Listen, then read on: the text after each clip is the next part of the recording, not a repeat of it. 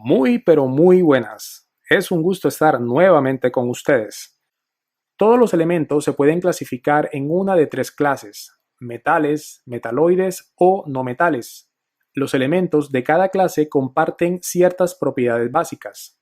Por ejemplo, los elementos de la clase de metales pueden conducir electricidad, mientras que los elementos de la clase de no metales generalmente no pueden.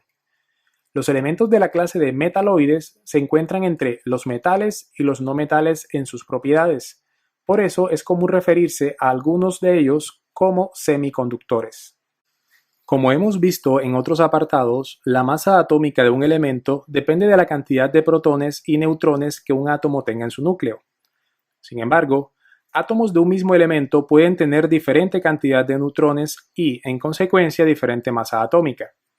A este tipo de átomos se les llama isótopos.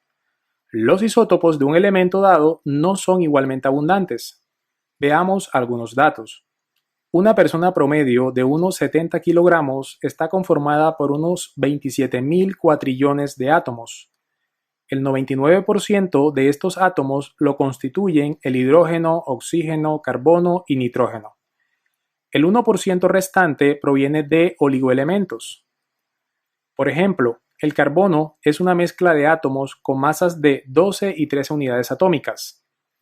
El núcleo de un átomo de carbono siempre contiene 6 protones. Sin embargo, el número de neutrones puede variar. Un núcleo de carbono puede tener 6 neutrones, otras veces 7. Esta condición los convierte en isótopos de carbono. En la naturaleza, los elementos se presentan como una mezcla de isótopos. Sin embargo, no es una mezcla uniforme. Algunos isótopos se encuentran más comúnmente que otros en la naturaleza. En el caso del carbono, es casi 100 veces más probable encontrar un átomo de carbono 12 que uno de carbono 13. Al analizar la proporción del hidrógeno en una persona de unos 70 kilogramos, vemos que este constituye un 62.44% de los átomos que forman su cuerpo. Sin embargo, solo representa unos 7 kilogramos del total de su masa, puesto que el hidrógeno es el elemento más liviano que existe y de hecho el más abundante en el universo. El hidrógeno posee 3 isótopos naturales: el hidrógeno 1, 2 y 3, conocidos también como protio, deuterio y tritio, respectivamente. El hidrógeno 1 es el isótopo más estable y abundante de este elemento y representa más del 99% del mismo. El hidrógeno 2 o deuterio constituye menos de un 1%. En este ejemplo no consideraremos al tritio por ser extremadamente escaso y tener una vida media muy baja. El valor de la masa atómica de cada elemento a menudo es un número decimal, puesto que es un valor promedio entre las masas atómicas de todos los isótopos de sus elementos.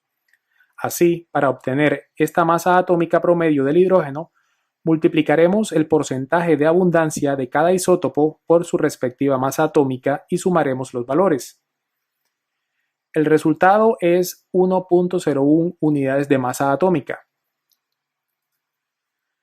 El oxígeno tiene 3 isótopos: el oxígeno 16, 17 y 18. Hacemos el mismo proceso y obtenemos su masa atómica promedio.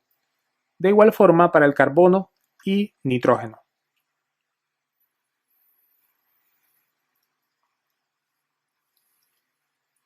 Con esta información podemos reconstruir la información de los elementos incógnitos en esta tabla.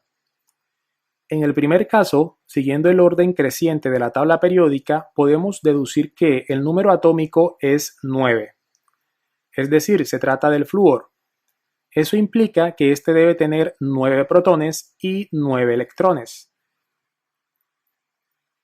Veamos cuántos neutrones necesita como mínimo para ser estable. El mínimo de neutrones es 10. Entonces, su masa atómica gira en torno a las 19 unidades de masa atómica. Los restantes los descubriremos con la misma mecánica. El elemento 54 hace referencia al xenón, un gas noble que es estable con 70 neutrones.